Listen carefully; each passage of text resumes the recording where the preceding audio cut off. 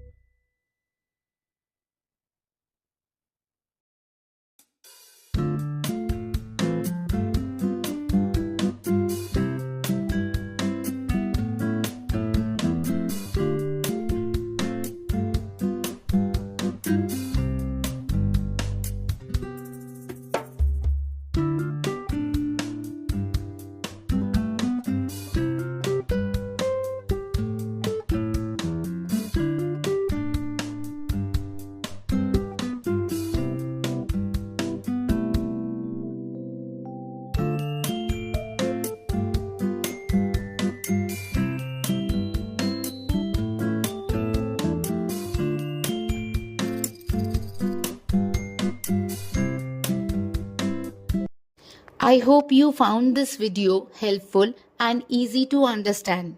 For all subjects, I am uploading previous year question papers in a structured way, one video per subject, 1 year at a time, so that your preparation stays clear and focused.